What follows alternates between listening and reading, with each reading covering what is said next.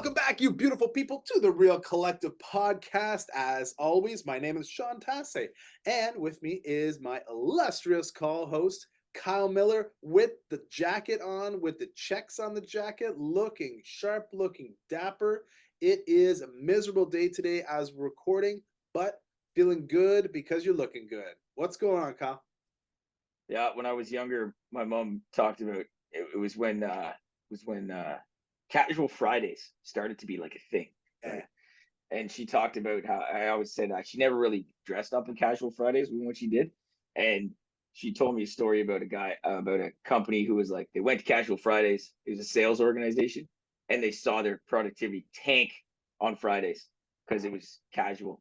And then all the sales guys went back to suits at the time and their productivity went up. So today it was just like we need to be productive. So we'll throw on a jacket and try to make this look good. Be more productive than a Yeah, hoodie. can't argue with that. I mean, if I feel like if I get dressed up in the morning, I'm feeling like I'm like, okay, I'm dressed up, I'm here to work. Like and I feel like I'm dressed up and I need to work. I'm dressed up to work. So I get that. There's gotta be a bit of psychology at least to that. And then if you have everybody in the organization operating in the same level, that's gonna have this sort of the bias where it's like reconfirming, okay, what's happening here. So You're gonna be that guy that doesn't wear the stuff. right. Yeah. Social, yeah, being a big bully. We're just a bunch of bullies. Yeah, that's it. So as always, guys, hit that like button, subscribe to the channel, share this with someone who you think might like this conversation today. Today we're going to get a little bit political. It sounds like we were talking off camera a little bit before we started, talking about what we think needs to happen, and I think what drove us into it is the idea of more legislation coming down the pipe. I mean, politicians are saying, "Hey, here's the things that we need to do," and I think for us, there's a bit of pushback about it. So we'll see where this goes. It'll wander a bit. Go, Kyle. I was gonna say, I thought we were jumping into it. I'm like, are you gonna do the thing where we do all the, follow us here and here and here? Yeah. Follow. Do all. I will do all the things. I don't know. I'm just. You know what the things are, man. You can download them. You've watched or listened to the podcast before. Apple Podcasts or Spotify, or watch us on YouTube. You can click the links down below. I just watched a really neat episode, and by the time this posts, we'll post that link down below as well. It's talking about what happened with the ruling for NAR, the National Association of Realtors, with that lawsuit, and how even though there's a similar type of lawsuit posted up here in Canada, it's probably not going to go through. So we'll post that link down below, as well as the buyer guide, the seller guide, and I'll unpack that a little bit later as we continue talking. And what else? You can book an appointment with Kyle or I down in the Calendly links. Longest intro ever. Kyle, jump in. Politics abound. The government has come out and said a whole bunch of new things, trying to say, "Hey guys, you can make it better. Here's how," and they still got it wrong. Yeah, I think if we highlight what's going on this week, one of the announcements that's basically active in the next 4 months, 3.5 months, will be the fact that first-time buyers can now get a 30-year insured mortgage through one of the default insurers. Well, at least through CMHC. It's going to be interesting to see that. There's a couple things to unpack there, but through CMHC at least, but only on a new build. Yeah. So that's a couple things that come out right there. Is some of the math I did was a couple things. So one, that means that as long as your price point's under $1 million, you can now go to a 30-year AM, get a default insured mortgage. If they continue with what they want to do, they are also looking at increasing the insured amount limit to 1.25 million, which honestly I think is probably one of the better moves they could do, just because of the situation. Like, it is what it is. Here's where we are, and we need and prices aren't dropping that fast, right? There are very little insured mortgages in the GTA and the GVA. Fact. So to help people get into that market, that's where one of the biggest impacts would be. Adding the fact that you can go to 30 years if this is all new build stuff, that'll help a little bit. If you look at the numbers, it essentially equates to a 3, maybe 5% increase in buying power. What'll be interesting to see, I think, in our market is I can see that being a reason why new build prices won't come down. Right. That because the bill will just be like, well, you can get insured now. You don't need 200. Yeah, you can get insured now, so that's cool. Like, way to go. Let me ask you this: is that 30-year AM? Is that like a foot in the door potential for, hey, it's only for new builders now, but down the road, yeah, okay, we need to allow people buying resale houses to get back to a 30-year AM. Is that the next step potentially? I mean, it'd be great. It would be great to see. But I think again, it's uh, I don't know. I don't know. It'd be great to see. I think that's what our governing body, being Mortgage Professionals Canada, we have a direct link and chat with the government all the time. Not me, but like the powers that be, chat with the government all the time and put our input in. And that was one thing they have been suggesting is they would like to see the return to 30-year AMs, even if it was just for first time buyers. Like they were willing to say that if you're first time buyer, you're not selling a house and bringing equity with you, Right. then that should be a good thing to work with. So we'd like to see that, but I don't know if that's going to happen. What can you not already do 30% as long as you're putting, sorry, 30 years as long as you're putting 20% or more down? Yeah. So what this does is just allow. Yeah, you can go to 30 years. You put 20% down or more. Got it. But and that's on anything. Right. But this will be again specific, so a niche, specific new build people buying new builds, I should say, and you'll have the ability to get 30-year RAM. Saves about like the numbers I was doing, like It's typically almost 20. It's like $500. it's not anybody buying a new build. It's only first time home buyers buying a new build, right? This new That's my understanding. Yeah, yeah, me that's too. my understanding. So and the good thing about it is when you allow first time buyers who are buying resale property to get 30-year AM with only 5% down or whatever, then you start to shuffle through the inventory, right? So the first time home sellers can move up to their next home. The next time that next home people can move to the next, right? Right now, the reason we were stalled out is because the first time home buyers couldn't afford. Well, if they couldn't afford the first house, the next people couldn't afford the next, and the next people, like, you have this sort of domino effect, right? So You have to transact. You have to yeah, transact to get the money back into the system. right, exactly. So that's something that we saw in 2023. The number of transactions, at least in Ottawa, were the lowest we've seen in at least a decade. But that's the thing too is what you just said is actually that's I never really thought of it that way, but you're exactly right. And that's exactly why doing a 30-year RAM for everybody that's a first time buyer would be significant, even on a resale, because those are the houses we're trying to get people out of to transact up, Yeah, right? To transact up. And the people and I think it works both ways. Because if you can buy Mr. and Mrs. Smith's house who have been there for 5, 7, 10 years, right? Who have amassed this equity now, they don't need the 30-year RAM on the new build. Well, or they can get it anyway because they're probably putting 20% down. right. So it does it it starts that ball rolling. So I agree. I think I, I I agree. I'd go one step further and I'd look at it from like a macroeconomical point of view. By having more transactions, real estate accounts for, I think, about 25% of the GDP for the province of Ontario. By having more, yeah, it's huge. That's why we were essential. During lockdowns, we were still essential because we needed to find a way to keep the machine moving. It was important. It still is.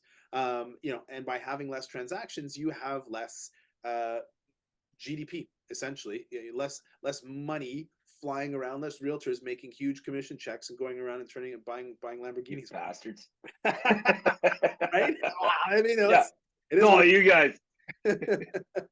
the joke, of course, is that the actual money that we make at the end of it after we've paid the government, and the idea is by realtors making money, they're putting money back into the economy, which continues to do things. Not just real estate agents, mortgage brokers, contractors, renovators, all of that sort of thing, right? You buy a house, you want to fix it up. all of that, right? Insurance companies, yada yada yada. So um, now there's another thing that that just hit into the news, which was about new regulations, new governmental regulations with regards to capital gains tax. We talked about this off air. It's not really going to hit a large portion of the population, but it will hit some.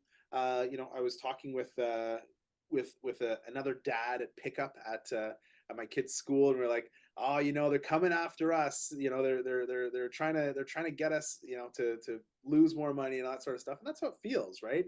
Uh, we were saying before, like, hey, these regulations are good in theory, but they're sort of, again, coming after middle class people, right? They're not going after these huge corporations that are just stockpiling tons of money, right? Or banks or land banks or like the what are the BlackRock? What's that big land holding company, like the biggest one, right? Like they're not going after them. They're coming after small business people. You know, you flip a house and you make profit on it. You do that 2-3 times a year. You have the potential to make $250,000 of income, and after you do that, what you're paying now 66% instead of 50%. It hurts a little bit more. That's all. I mean, the Yeah. argument is, hey, if you're making $250,000 of income, you're okay. You can deal with that. You can. Says who? Wow. Says who? Like, I'll tell like you. I'll tell you. It says who? People who make less. So maybe me complaining about the big corporations who make more. That's the same thing, right? So where does it stop? Where as a society, where do we stop saying, yeah, you know what? Maybe enough is enough, right? Is it 250? What's the annual income that you're like, yeah, I think you're comfortable. We as the populace who are making minimum wage think that you as the people who are making X are comfortable enough, and you don't need to give it up. Or are we pointing in the wrong direction? I don't know. yeah, I think it's gonna be there's gonna be it's an optics thing. It looks bad. It's not going to affect as many people as we probably think. Right. It's probably going to deter people from wanting to do certain things. Yeah. But I also think that's a bit of a mentality shift. Like, so for example, this is where my head goes with it, right? I don't necessarily agree with it, and I get, I can see both sides of the argument, whether or not I want to agree with them. Yeah. But I look at it from a personal thing where, like, I have a document that I show people that it's called "How to Pay Off Your Mortgage in 11 Years," and this isn't a plug, but how to pay off your mortgage in 11 years. And Do one of the things is the thing to do is buy a rental property. right. Like, be the family that owns one rental property, and assuming you have to assume some numbers, so there's always going to be a little bit of a gap here. But part of our math on that is with appreciation that's just historically been happening, right? And if that changes, this all goes out the window, but it hasn't changed yet. Right? We're having a rental property, it's getting paid down, we're paying down our own mortgage. Eventually, 10, 11 years with appreciation where it should be or historically is, you sell that property, pay off the mortgage, you pay the capital gains, and you still have the money left to pay off your own mortgage, right? And the thought, my argument here, why I'm going through this story, is because that's all I wanted for, right? Like, that's all I wanted for. I'm trying to get the money from over there to be over here. I'm not trying to own a 6-unit, 12-unit, 9 of them, and have this massive thing and conglomerate. I need one tool to help me get farther ahead for me, Yeah. right? And my question is, why are you kicking me in the junk? that's kind of my thought there. Yeah. But even then, I'm like, so what? So now it's gonna take me 13 years. Okay, fine, whatever, right? Because that's my exit. I guess But that's me. the reason they're kicking you in the junk is because, Kyle, you own 2 houses, and there's a lot of people who can't even own one. Yeah. Right. That's what it's about, right? And what I think that we should be really pointing at is the conglomerates, is the big guys, because they're making money hand over fist, right? Yeah. And again, not to be a dick, but if we simplify it, like oversimplify it, Sure. there's one house and there's 3 people that can buy it. There's the guy who can't, there's me, and there's a big corporation. Right. And if I look at the guy who can say, sorry, you can't buy it, so I'm not going to buy it either then. So you feel better? Guess who's buying it? Right. And guess where that guy's going to live? Yeah. In that house owned by that guy. Yeah. And again, I get it. I understand there's dick landlords. I understand there's people who don't play this game fairly and don't do it right. I believe everybody should have a place to live. Like, that's a right. That should be a right. But we're playing within the field we are currently in. Yes. I don't know what else to say to it. Well, here's the thing, and this is a good segue into the second half. Is the problem isn't this legislation, okay? The problem is there aren't enough houses. It's quite simple, right? So they've got this, and we talked about this last time. We've got this new act, And the time before, right? And the time before. Well, it's the same fucking issue.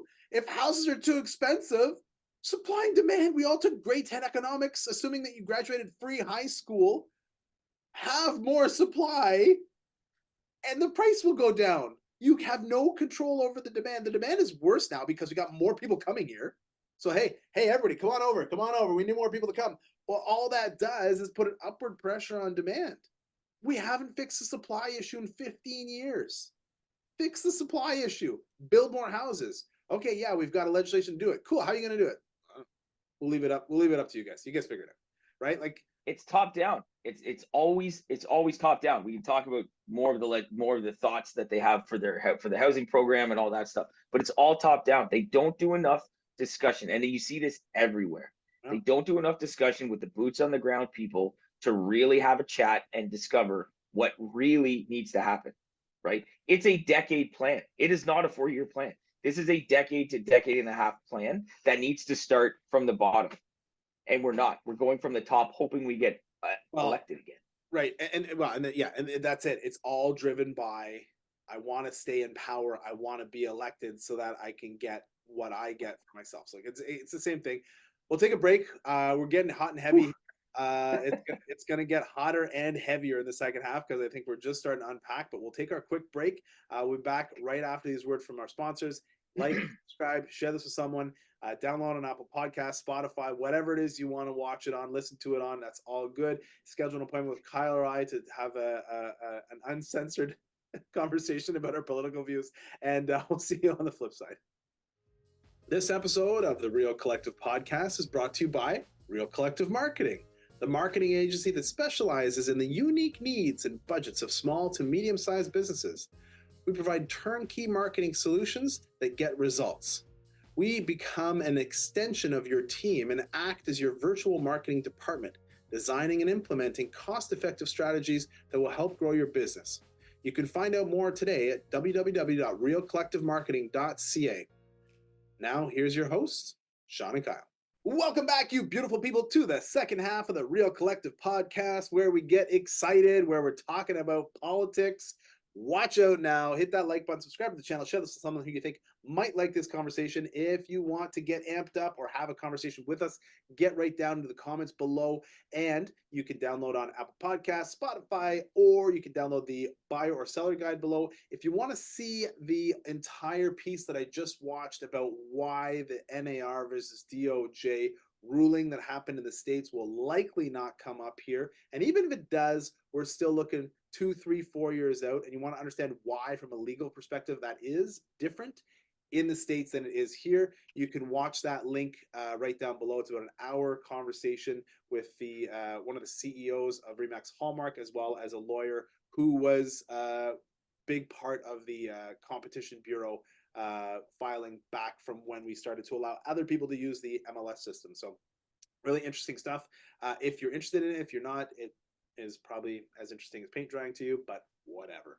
Interesting for me, the takeaway message was the fact that what happened in the States, and I've been saying, hey, what happened in the States is going to happen here, might not, because our rules are different, our laws are different, and they can't say the same things are happening here that were happening in the States. Essentially, is what it comes down to. Might change. I could be proven wrong over time, but this is what this lawyer was saying on that episode today. So check it out. So more homes built faster. That's what they got to do. quite simply, it's a long-term plan.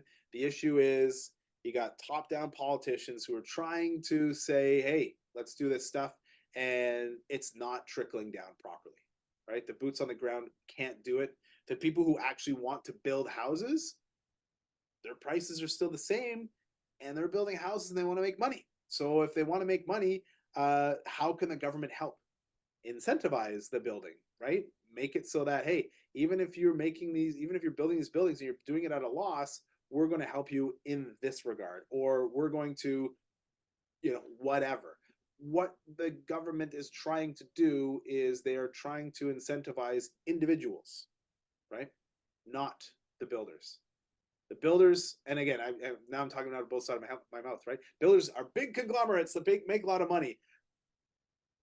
But if the issue is you want to build more houses, then you've got to solve for that, right? But there's a difference there too, because what we were talking about a minute ago, right? If my three people on the street that are trying to buy that one house, Yeah. that conglomerate's not mad at me homes buying it as a rental, right? That's Right. most of the case.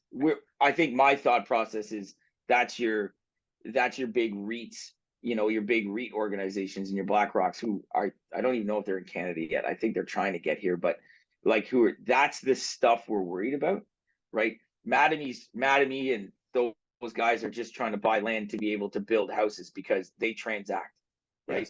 Yes. That their end game is build a house, sell a house, get the profit, start the next. That's not right.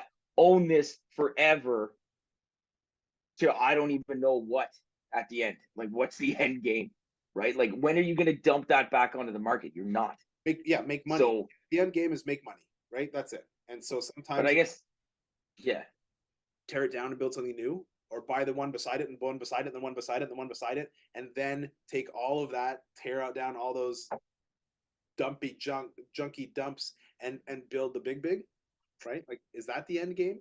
As long as they're making money every month, that's all they care about, right? And they make good money. Yeah, it's an interesting. Yeah, it's an interesting thing, but that's it. But it's true. Like, they have to.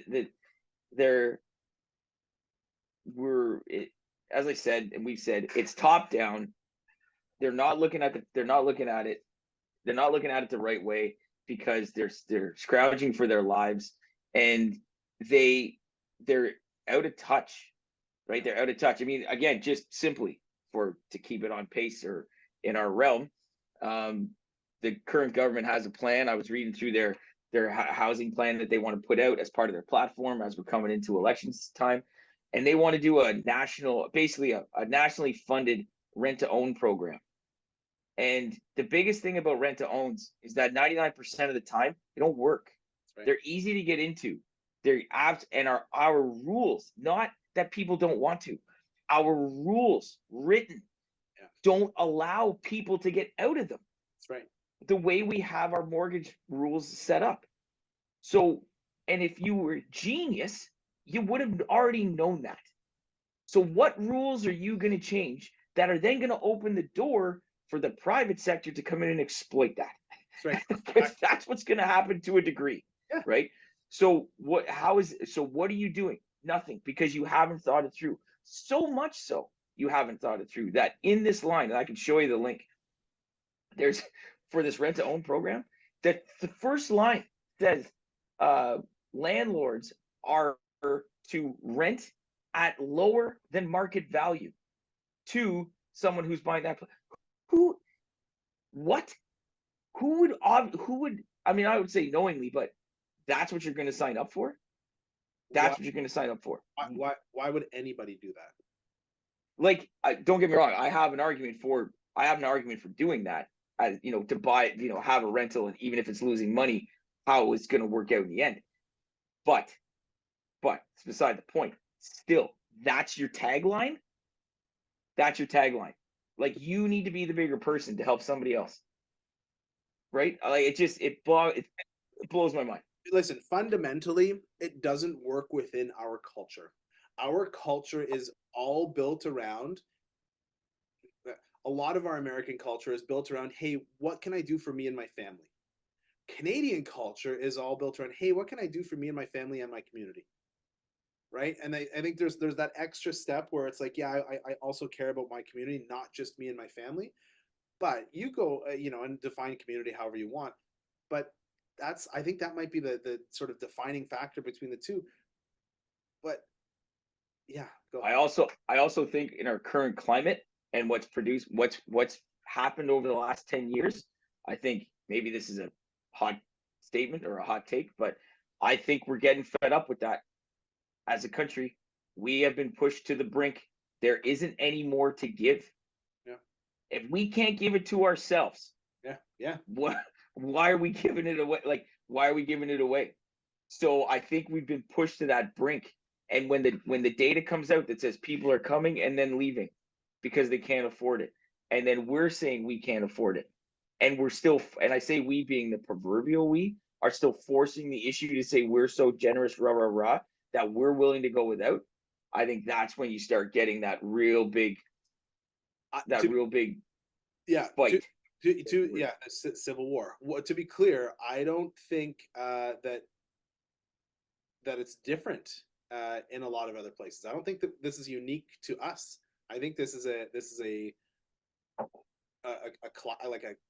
an entire like a worldwide thing. Like there's a whole class thing happening, right, where the middle class is disappearing, and you have people who are being either moved up or moved down, right? And I gotta tell you, my personal opinion is, hey, if this is happening, I don't have enough levers to change what's going on. What do I have levers to do? I have levers to impact me and my close surroundings. I'm going to do everything I can to make sure that I'm going this way and not this way. That's it. It forces us into a situation of me versus we. Yeah, that's right. It's 100% what it does, Yeah. right? And Like I don't like it. nope. I don't think anybody does. It's not how I grew up. That's right. It's not how my country's been perceived Yes. for literally 42 years of my life. Yeah. More than that. Yeah. But the 42 years I've been around. Oh, since we've been around, Canada's been the country who, hey, you need peacekeeping, we'll help you out. You need someone to come and help you out, we'll help. Like we're good. We'll back you up. Hey, there's a big bad guy doing bad things halfway across the world. Yeah, we'll help you out. We're there. You need guns? We'll bring guns. We don't have many, but we'll bring the 3 guns that we Yeah. have. We got slingshots and beavers coming in hot. Yeah, In yeah. canoes. And an attitude that is, hey, you know what? We're forged by the cold, and so we're not going to complain. We're going to suck it up. We're going to do what we need to do, and we're going to, show up and do the work. Which I think culturally is something that we can lean on as far as the Canadian culture goes. But you know, realistically, it isn't just Canada, right? All of No, this is you're right. happening around the world right now, and it isn't even. It isn't political. It's getting turned political, but it is not political. It's what's the right word? Not business, but it's like not institutional, but it's like structural. The structural with the way the whole world is built right now. You've got like I've been saying the whole time. You've got these huge corporations that are faceless and nameless and whatever. They're not an actual person that you could point to. Although some people like to say, oh well, it's this person or it's that politician or whatever. But it's just the way that our world is built. It's the global economy that we're in that's created this widening and widening gap. You can point to, oh well, there's the whatever it is, 10 richest people in the world. Okay, well that's 10 of them, and if it wasn't them, it would be someone else, right? And so you've got a bunch of people saying, oh, I'm doing everything I can to try and be those 10 people. It's not who you really want to be. You want to be a good neighbor. You want to be a good friend. You want to be, who you are in your circle and your people around, and not have to worry about, well, shit, it cost me. I saw a thing. It said the average family of 4 in Canada now costs them $11,000 more per year to live, assuming that everything else is the same between gas and food and groceries and all that kind of stuff. You know, it's not like we're all making $11,000 more per year. And that's part of the argument too, is where do you find how do you go out and do that? Yeah. Right? Like how do you go, like I've lost deals. I've had people not qualify for a mortgage for like on like $6,000, $7,000 of income. And it's like I don't even know where are you just gonna go make that? And our rules say you're gonna have to go make that and prove it for 2 years. Yeah. because it's a part-time job. It's not guaranteed hours. So you can't even have people just go and do that to go get what they need. Like yeah, this has become a bummer, man. Hey man, it's real. What the hell did we start here? It's Jesus. it's real talk. This is It the is. world that we're in. You know, I'll shift the gears for you a little bit. I had a client who was very happy last night because they wanted to buy a new build property, and then so they got into it, and it was the last one left. They went in and they sort of came in under the wire, and they were the last people to buy this new build bungalow townhouse in mahogany. It was like the last one that was left, so that they could choose the interior finishes on. So they're really happy about that. So there's still people who are moving, you know, shucking and jiving, moving and shaking, and we get a chance to serve them and see their happy faces, right, when they do get a deal that goes through. So yeah, it's that's the fun part of our job. But the reality is the system, the whole system that we're in right now, is not the same as it was when you and me were kids. No, not at all. Not at all. And yeah, and the access to information too. Like maybe there was a bunch of stuff, but it just wasn't traveling at light speed. So we got to, Annika. yeah. Let me go check what's going on in that country from encyclopedia. Like, you know. Yeah. So yeah, I get it. Yeah. Yeah. It's But I mean, that's the thing. We're gonna have to plug along and do what we do. And like you said, we don't have all the levers. So I'm in that state too, where I'm like, even for my own business, like people still have mortgages and need to do stuff with them. So we're gonna try to be there and help them through whatever it is. And that's what I can do. That's how I can help. That's what I do. I get paid for what I do. Then that's where we're going and focusing on that.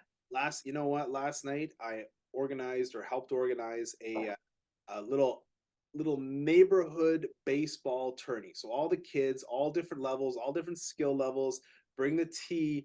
You know, parents are the pitchers and a couple of the outfielders, and just helping out. If the kid can't hit, then he hits off the tee, and that's okay. Or she hits off the tee. Boys and girls, all ages, all the way down from like 5 up to 11. Everyone got together. We brought a little stereo, little boom box going in the background, and we did a cool neighborhood thing for the community. I think that was, you know, everyone was like, "Oh man, we missed this. This is good." You know, it was a little bit chilly last night, but everybody had a good time. All the families got together, neighbors all got together. Everybody was shooting the breeze. Hey, yeah, you know, we had a lot of fun. Can't wait to do it again. Right? Like that's the part where it's like, hey, this is good for our community, right? And it's not just all about, you know, selling and buying and all that kind of stuff, but it's like you got to have like life as well, you know. Anyways, I don't know what my point is, but I had a lot of fun, I guess, is my point. Yeah. Story time. Had a great time last Trying night, to turn Kyle. it around a little bit here, right? Just trying to turn it around. I also, yeah, like I said, I also had a client who went and bought a new build home. I also firmed up on a transaction on a resale purchase that an investor is turning it into 3 units. So there's stuff that's happening, but it's, yeah, I guess holistic approach is my point. So just really trying to turn this Titanic around before we finish. Hey, I had a bunch of deals come in over the weekend. 2 of them are first time home buyers, which are, you know, they're stoked and it's a good situation and great. Yes. It's just perfect. They're gonna be stoked. Good. Right? That's good. And there are good stories, you know, and like I say, we're in this sandbox. We just got to play in the sandbox. So let's wrap it up. Kyle, thank you very much for your what do I say, uncensored views. It's makes it a lot more fun. See if we get it. I don't think we said anything wrong. I think No, we just chatted. yeah, exactly. Yeah, okay. Right, hit that like button, subscribe to the channel, share this with someone who you think might like this conversation. You can also download on Apple Podcasts, Spotify, or watch on YouTube. You can download the buyer or seller guides or schedule an appointment with Kyle or I in the calendar link below. What is it? Hit it. How many episodes have you done? I don't know, $120. So I saw something online yesterday. This is just a shout out to you, but saw something online yesterday. There's a guy named Jesse Eitzler, I think his name is. Yep. And cool dude. Anyways, he said that Apple Podcast has 2 million podcasts out there. Like if you looked at their list, there's 2 million podcasts available for download on Apple Podcasts. Wow. And I think it's one of these two. 25% of those, or maybe 60, have one episode. Oh, wow. Have one episode. So his thing was, he's talking to this crowd and he's like, if you think that you do one episode and then get upset that nobody buys your shit, follows you, or you get followers, he goes, how arrogant are you? And he goes, I'll take my chances. He goes, I'm just going to beat you because there's no way I would ever stop at one episode. He goes, I'm just going to beat all of you because that's how you play. And he goes, that's the problem. And I was like, so all I was saying was, hey, 120. My first podcast popped out at 52 episodes 6 years ago, and then I couldn't do it anymore. I remember being a guest. Remember that one? Yes, I do. I know. Absolutely. In the house. One a week. This is we're on season 11 right now. I think this is episode number 4. So whatever 11 times 13 is, and then plus 4. So if someone wants to comment below the math on that, feel free. I guess that's more than 120, 130 plus another 10 plus 4, so close to $1.50. Getting there. If anybody's waiting for me to do that math, I'm not doing it. Like, that's fine. That's cool. All right, you were working on it. there's the post amble. So you guys have a lot of fun. We'll catch you on the flip side. Until next time, keep it real. Collective.